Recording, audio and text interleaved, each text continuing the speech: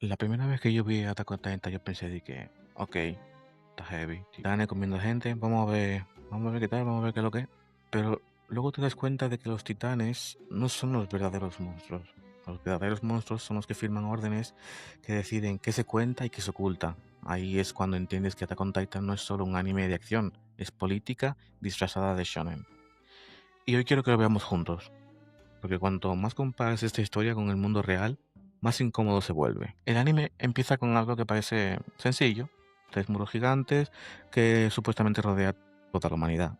Y mira que el anime podría haber puesto gente viviendo en cuevas, fortalezas o ciudades voladoras como en Gachakuta, pero Isayama eligió los muros, y eso no es por casualidad, porque el muro en la política es uno de los símbolos más potentes que hay. Sirve para dividir, para proteger, pero sobre todo sirve para controlar. Los muros tienen tres funciones que están muy claras, creo yo. Proteger, aislar y controlar. La gente que está dentro dice, ok, es normal, estoy bien aquí porque afuera hay titanes que me pueden devorar en cualquier momento. Y eso es exactamente lo que pasa en el mundo real cuando un gobierno te planta un muro delante y te dice, no, es que por tu seguridad, es por tu bien, es para que no entre lo malo, que si patatín, que si patatán. Pero históricamente los muros siempre tienen una segunda lectura, como que una segunda cara. Por ejemplo, el muro de Berlín no solo separaba a Alemania, convertía al otro lado en el monstruo. La narrativa allí era que allí viven los peligrosos y aquí los buenos, igual que pasa en Paradise. Afuera están los titanes, aquí está la humanidad. El muro de Israel y Cisjordania oficialmente es por seguridad. Sabemos que es una herramienta política y de control territorial clarísimo. No es solo cemento, es un mensaje. Por ejemplo, el muro de Estados Unidos con México, eso fue más propaganda que un proyecto real. Un símbolo para decir, no, este es el problema y este es el enemigo. Y en todos esos casos que he mencionado, los muros dividen, condicionan y manipulan, igual que en Attack on Titan. El muro no solo protege, también crea miedo. En Attack on Titan la población vive literalmente, no sabe que existen otros países, que hay otra historia de los eldianos, que el enemigo no es quien ellos creen, o bueno, quien están inculcado. Y eso parece igual que en muchos países en la vida real. Por ejemplo, Corea del Norte, la gente crece sin saber qué hay fuera. Todo lo externo es malvado o peligroso. Si solo ves un canal, solo lees un periódico, solo escuchas una versión, al final tú te acabas creyendo que el muro te protege de un infierno, seamos claros. Por ejemplo, en China, durante décadas el acceso a información externa era muy limitado. Hoy sigue habiendo, por ejemplo, temas tabú como lo de el Tiananmen y ciertas críticas al partido. La idea de que si controlas lo que la gente ve, controlas lo que la gente piensa.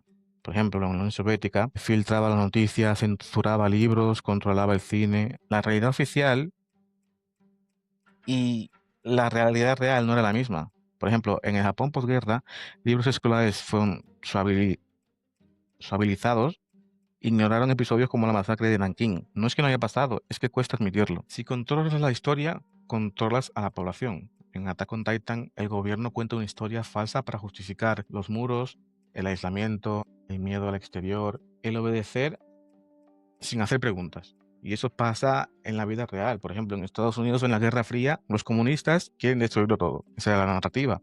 Pero al mismo tiempo, en la Unión Soviética, decían que los capitalistas querían aplastarnos. China hoy día dice, Occidente quiere debilitarnos. Y bueno, Israel y Palestina están en la de que el que baje la guardia va a desaparecer. El miedo sirve para justificar decisiones que si tú no tuvieras ese miedo, no aceptarías. Y es que un muro no solo te protege del enemigo, también te impide ver quién te está controlando.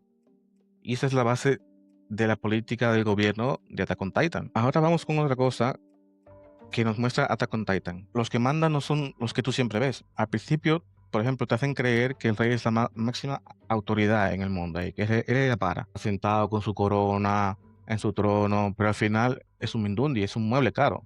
Tú luego descubres que es un maniquí. Ese rey representa a todos.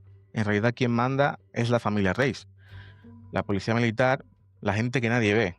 Y esto, otra vez, no es un invento de Isayama, pasa en el mundo real. En Japón, oficialmente, el primer ministro manda, pero quienes llevan décadas manejando el tablero de la economía en Japón, bueno, la política, son facciones internas del Partido Liberal, burócratas de alto nivel, grandes empresas, y si esa gente le dice no, es no. Aunque el político que esté en el turno salga en todos los periódicos, todos los diarios que tú veas.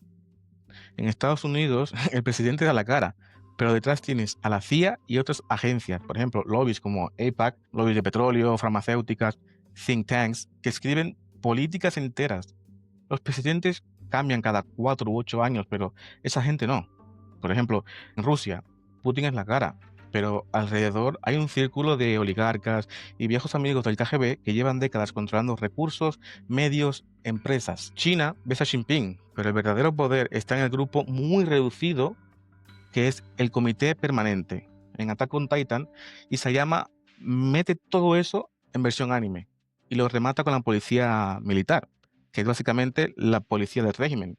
Eso representa a las élites que deciden el futuro de millones sin que nadie sepa su cara, ni cómo son, ni qué hacen. No tienen que hacer nada, básicamente. Luego tienes a la policía militar. Viven dentro de los muros, seguros, cobran un saco de dinero y son los que menos arriesgan. Eso viven chilling en su casa. Y si eso te suena típico, es lo típico del pueblo que protege al régimen, ¿no? Por ejemplo, la Stasi en Alemania del Este, la KGB en la Unión Soviética, eh, las policías y en Latinoamérica, en dictaduras, que son policías especiales. La ironía aquí es clara. Los titanes están fuera, pero el peligro para la libertad de los eldianos está dentro. No son los titanes los que borran la memoria de todos los eldianos. No fueron los titanes los que censuraban la información. Tampoco eran los titanes los que decidían quién vive cómodo y quién vive en la miseria. Todo eso lo hace el gobierno interno de Paradise. Y en la vida real pasa lo mismo. Corea del Norte, Kim es la cara, pero hay un montón de generales, cuadros viejos que también deciden de todo. En Irán, el presidente es básicamente secundario. El poder está en el líder supremo y el consejo de guardianes. En Arabia Saudita es la familia real entera, no es solo el heredero. En Attack on Titan nos enseñan algo que ya sabemos, pero que muchas veces no nos gusta admitir. Los que salen en la foto no son siempre los que mandan. Esta gente no tiene ni idea de lo que pasa en realidad, pero no porque sean tontos, ni vagos, ni nada. Es que el sistema educativo lo diseñaron para mentirles desde el principio. En los libros de él ya se cuenta que la humanidad siempre vivió dentro de los muros. Todo lo que hay fuera son titanes salvajes y que no hay más civilización. Todos los niños se lo creen, pero es que es lo que pasaría si desde pequeños nos crían enseñándonos una sola cosa. Y es que eso pasa en la vida real. En Japón hay libros que casi ni mencionan ciertos crímenes de guerra, porque Japón era muy bestia.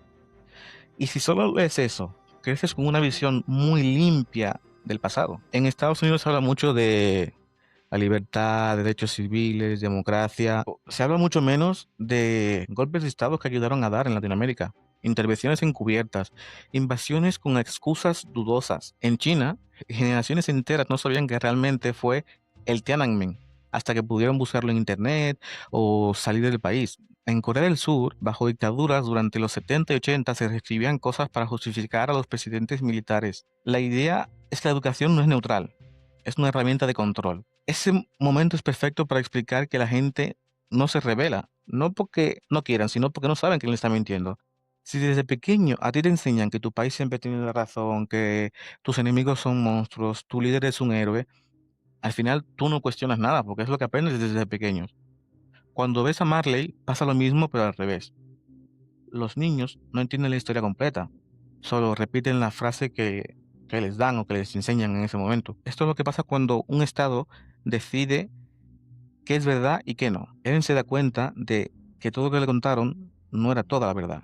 Y eso pasa cuando alguien empieza a leer por fuera del libro oficial, a informarse en otras fuentes, a viajar, a hablar con gente de otros sitios. En Attack on Titan no tienen a la gente encerrada solo con muros, la tienen encerrada con historias, historias que se inventan.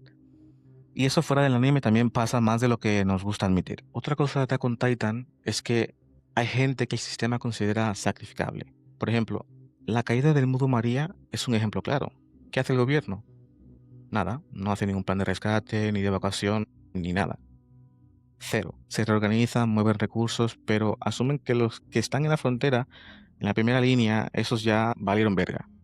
Eso se parece demasiado a lo que pasó en el huracán Katrina en Nueva Orleans en 2005. Cuando el huracán destrozó a los más pobres, la respuesta fue muy lenta y muy caótica, como si ciertos barrios no fueran prioritarios.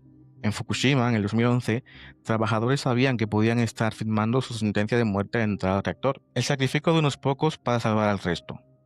En Attack on Titan muestra esa idea una y otra vez y otra vez y otra vez. Siempre hay un grupo que siempre muere primero. Y cuando aparece Erwin, viene a dar el discurso.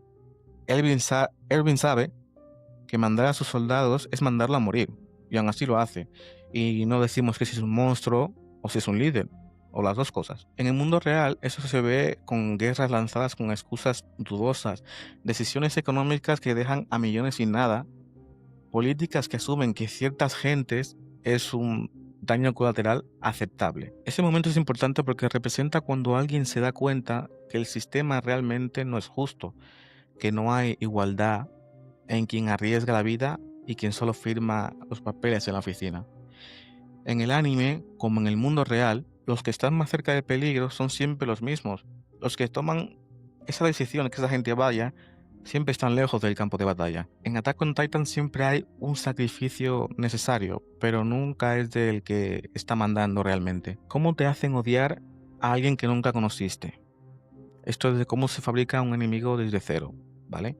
En Attack on Titan no dicen datos, no hay contexto histórico, solo hay emoción, como miedo, rabia o orgullo. Y esto es muy parecido a la propaganda de la Alemania nazi. Los judíos eran clasificados como plaga. En Estados Unidos, en la Guerra Fría, los comunistas eran como una amenaza global. En Corea del Norte, todo lo extranjero es peligro. En Ruanda, campaña en radios llamando cucarachas a los tutsíes. La mecánica siempre es la misma. Exageras el peligro, deshumanizas al grupo, convences a todos de que no hay otra opción, de que no hay otra salida. En Attack on Titan, Marley hace lo mismo con los eldianos y los marca. Básicamente un guiño clarísimo a la estrella amarilla en la Alemania nazi. Sistemas de identificación forzada que lo que conseguían eran divisiones raciales y religiosas. Lo más irónico es que Marley crea, entrena y arma al enemigo y luego usa su existencia como excusa para seguir oprimiéndolos. Es decir, los usa como soldados, los manda a morir y encima les echa la culpa de todo, de que bueno, tú me obligaste, tú me forzaste. En Attack on Titan no odian al enemigo porque sea malo, lo odian porque así es más fácil controlarlos. Y eso fuera del anime se ha hecho siempre. Pasa medio anime diciendo que lo que quiere es libertad, que lo que quiere es que lo suelten en banda, pero lo que realmente él quiere es que, aparte de que lo suelten en banda, es que lo dejen vivir fuera de las murallas. Él quiere vivir libre, quiere dejar de tener miedo.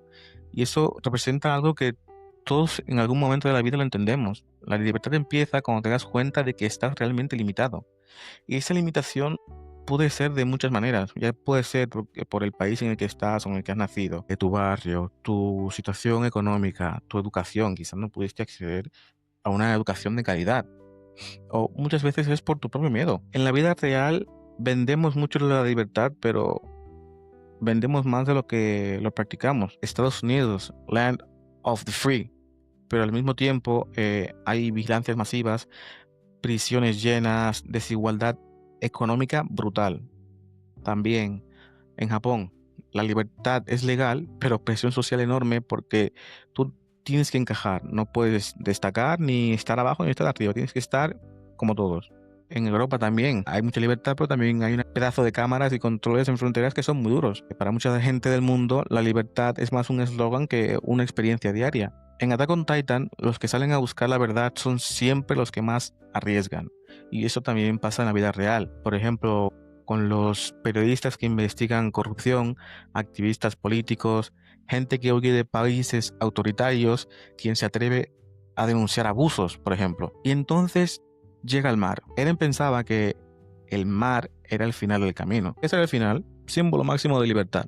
Pero cuando él llega y descubre que hay más países, que hay más enemigos, hay más historias, hay más problemas. Y es que la libertad no es un final feliz, es una puerta a un mundo mucho más complejo.